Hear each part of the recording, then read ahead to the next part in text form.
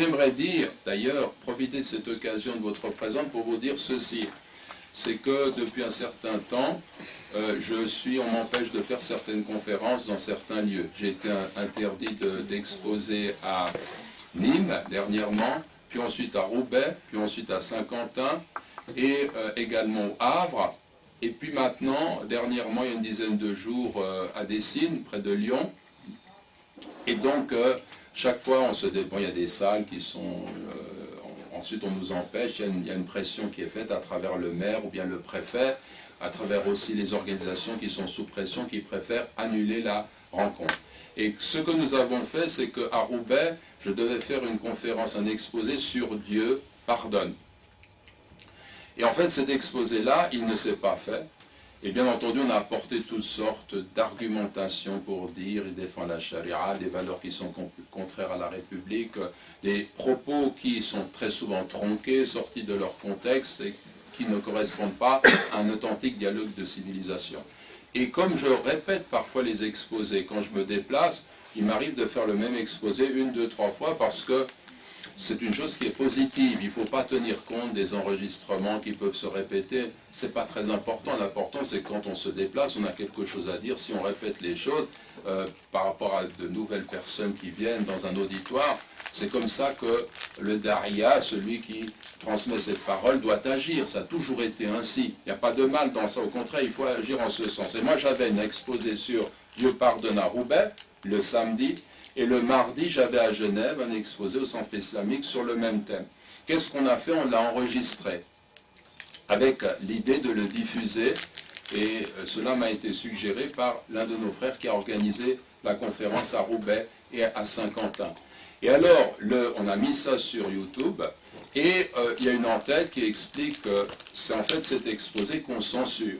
Et on l'a posté il y a une semaine, on est arrivé très très rapidement, maintenant je crois qu'on est à près de 1400 vues, alors que l'exposé que je donnais à Roubaix, eh bien il se tenait dans une mosquée, la mosquée Bilal, je pense qu'ils réunissent entre 200, 300, voire 400 personnes, si on compte tous ceux qui sont en haut, en bas, c'est cela. Donc maintenant il se trouve qu'il y a censure, et la réponse à cela c'est de diffuser ce message, de leur dire on n'accepte pas cette censure. Moi, je n'accepte pas cette censure. Vous nous parlez de liberté d'expression, quand il s'agit de Charlie et de Charlot, quand il s'agit de liberté d'expression pour insulter le messager de Dieu, pour insulter l'islam, alors que c'est une foi qui est chère à des millions d'individus qui ne vous demandent rien. Laissez-nous en paix, on ne vous demande pas de ces critiques. Laissez notre religion, ne touchez pas à notre foi. C'est pas utile de blasphémer, c'est pas utile de blasphémer pour blesser le concitoyen français musulman. C'est pas ça la liberté, ça c'est un manque de dignité, c'est un manque de respect. La liberté, nous la défendons, oui à la liberté d'expression, vous pouvez même nous contredire sur la foi musulmane, vous pouvez contredire l'islam, on peut discuter. Vous avez ce droit, et on le reconnaît absolument, mais pas l'insulte, pas le blasphème, le débat authentique. Et c'est cela qu'il faut défendre. Alors également, donc comme on refuse cela, on diffuse. Alors moi, ce que j'ai fait aujourd'hui, j'ai distribué à certains d'entre vous, ceux qui sont arrivés les premiers, le bulletin du Centre islamique de Genève, les 2 derniers bulletins. Et dans ce bulletin, vous avez cige.org, pour ceux qui n'ont pas reçu, c'est facile parce que tout s'y trouve, cige.org, donc www.cige.org, vous avez le site du Centre islamique, et quand vous entrez dans le site, vous avez le blog que j'ai dans la tribune de Genève, à Genève, en Suisse, et là dans le blog, l'un des derniers éléments postés, c'est « à vous de juger ». L'idée, c'est de faire en sorte que les gens cliquent, regardent, voient l'exposé, et puis le diffusent à leur tour pour dire, mais comment peut-on en arriver en France, la patrie de Victor Hugo? Comment est-ce qu'on peut arriver à interdire que de telles paroles soient dites au nom des valeurs de la République? Moi, je pense que c'est plutôt contredire les valeurs de la République que d'en venir à un obscurantisme des Lumières. C'est un paradoxe là, mais c'est tout à fait ça, de gens qui se disent l'islam c'est une religion, et comme c'est une religion, les Lumières se sont exprimées contre le christianisme, donc l'islam est une religion et par conséquent, il faut que les Lumières s'expriment aussi contre l'islam pour le réduire justement à renoncer à ces pratiques et entrer dans le moule d'une laïcité qui n'est pas la bonne laïcité, qui est une laïcité exclusive. C'est une laïcité qui veut interdire à une musulmane de pratiquer sa religion quand elle désire volontairement porter le voile. C'est pas la laïcité, ça. D'ailleurs, il est clair, et sur le débat de la laïcité, il faut aussi être toujours très clair. L'islam ne se réduit pas à la laïcité.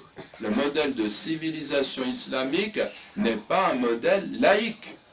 Au contraire, tout ce qu'on vient de dire vous montre que la foi est au cœur de la vie de l'individu, de la famille, de la communauté, des lois qui relèvent aussi des lois de la charia. Mais il y a une place pour ceux qui ne sont pas musulmans dans le cadre islamique. Et les dispositions de l'islam sont bien plus grandes, miséricordieuses pour les êtres humains que la société dans laquelle nous vivons aujourd'hui. On voit des gens qui se bousculent pour devenir président, on se pose 1000 questions sur leur intégrité, leur éthique par rapport justement à l'argent, à ce qui se produit, qui est tout à fait étonnant. En fait, quand on nous propose des présidents, ce sont des candidats qui cachent une main que nous ne voyons pas, mais qui est celle des élites usuraires financières qui tiennent le pays. Tantôt c'est à droite, tantôt c'est à gauche, gauche, droite, ou pas. Puis de temps en temps, pour faire un effet de réel, c'est droite, gauche. On va élire les gens de cette façon-là. Et on s'imagine qu'on est dans une république où on est libre, quand derrière tout cela, il y a un appareil usuraire de la finance virtuelle qui tient le tout, qui nous donne l'illusion de la liberté. Ce sont les élites financières qui, en fait, sont derrière tout cela. Et être un Français, être républicain, être un citoyen libre, c'est comprendre cela et le dénoncer aussi. Donc c'est pour ça que nous, en tant que musulmans, nous considérons que notre foi nous libère de ces chaînes et nous permettent de dire, mais en fait, finalement, le combat, ça a toujours été le même combat. C'est celui du monothéisme qui libère l'homme de l'esclavage, de l'argent, de l'adoration du veau d'or, et qui dit à l'homme, détourne-toi de l'adoration du veau d'or pour n'adorer que ton Dieu qui est unique, pour appliquer les principes de sa volonté qui interdisent d'exploiter ton frère. Ça a été le message de qui? De Moïse. Moussa, il a renversé, il est allé contre le veau d'or.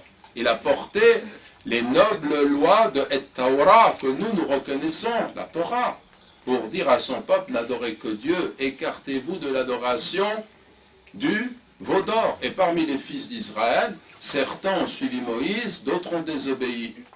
La même chose pour les Arabes. Pour la communauté musulmane, le messager de Dieu, lorsqu'il est venu, eh bien, il a apporté un message, et quand les Mécois ont considéré qu'il disait la ilaha illallah, c'est une catastrophe économique, ça, parce qu'ils ont les idoles à la Mecque, parce que tout le monde vient s'y rendre, parce que c'est leur marché, parce que c'est leur économie, parce que cela représente leur pouvoir, et que s'ils perdent les idoles, ils perdent les tribus qui adorent les idoles. Et leur venue dans l'enceinte de la Mecque, la ilaha illallah, ça a été toujours le même combat, et c'est pour ça qu'il a été combattu, entre autres, en plus de la superstition religieuse attachée à des conceptions qui sont fausses et qui viennent s'inscrire dans la conscience populaire de gens qui ont été éduqués depuis leur enfance dans l'idolâtrie, qui ne parviennent pas à surmonter par la réflexion cette éducation qu'ils ont reçue. Ça aussi, c'est d'autres considérations, mais ce qu'il faut comprendre, c'est qu'il n'en reste pas moins vrai que vous avez toujours le même combat. Et Jésus, Isa, alayhi salam, notre noble prophète, lui aussi dans le temple, il est rapporté qu'il avait une colère terrible contre les marchands du temple qui venaient souiller par leur commerce le lieu où il était question d'adorer l'unique. Le combat, il est toujours le même. Et nous, aujourd'hui, nous devons comprendre que c'est la même chose. Dans ce cadre républicain, les valeurs de l'islam, il faut les connaître, il faut les transmettre pour dire, mais c'est cela qui peut permettre à l'être humain de se libérer de l'emprise d'une domination matérialiste par l'argent, par l'or, par le crédit, par l'exploitation de l'homme, que ce soit au niveau des individus comme au niveau des peuples qui sont exploités, qui ne parviennent même pas à rembourser l'intérêt de leurs dettes. Toute l'Afrique vit dans le cadre de cette domination de populations qui sont extrêmement riches. Prenez la Guinée-Conakry, c'est un pays qui est très très riche. Il est plus riche que la France dans toutes les matières premières dont il recèle. Pourtant, il est exploité parce qu'il y a une combinaison entre l'exploitant étranger et le militaire qui vont se mettre d'accord pour voler le bien aux populations locales. Et ça, c'est vrai aussi maintenant en Égypte. Pourquoi est-ce que Morsi est en prison? Pourquoi ce sont des militaires qui travaillent aussi avec cet exploitant extérieur pour voler le bien du pays et réduire les Égyptiens à la misère? Même scénario en Syrie. La Syrie, c'est un scénario qui a été dessiné depuis longtemps pour détruire les infrastructures de l'Irak, puis de la Syrie, par le Congrès sioniste mondial, février 1982. C'était déjà écrit, le projet, ce que nous voyons se dérouler sous nos yeux. Donc, ces considérations que je vous livre maintenant font que ça, j'ai le droit de le dire, ce que je viens de vous dire.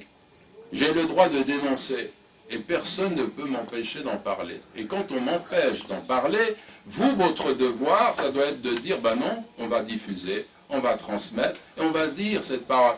On le dit dans le cadre d'un dialogue avec les autres.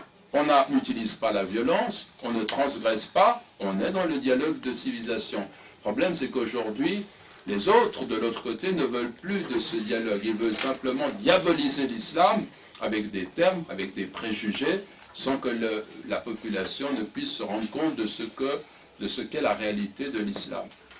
Donc si je vous ai transmis cela, c'est pour vous rendre attentifs les uns et les autres, parce que je vois que vous êtes assez nombreux par la grâce de Dieu, et faites en sorte d'aller voir et de transmettre, et de participer à cela. Et Dieu sait, s'il ne s'agit pas pour moi de mettre en avant ma modeste personne, mais c'est simplement une réaction qui est légitime, je pense, dans le sens de dire on ne va pas obstruer, interdire une parole qui dit ce que je viens de vous dire. Ce que je viens de vous dire aujourd'hui, est-ce que cela mérite d'être censuré? Pourquoi est-ce qu'on n'accepte pas le dialogue à ce niveau-là? Voilà la question. Wallahu a'la wa a'la.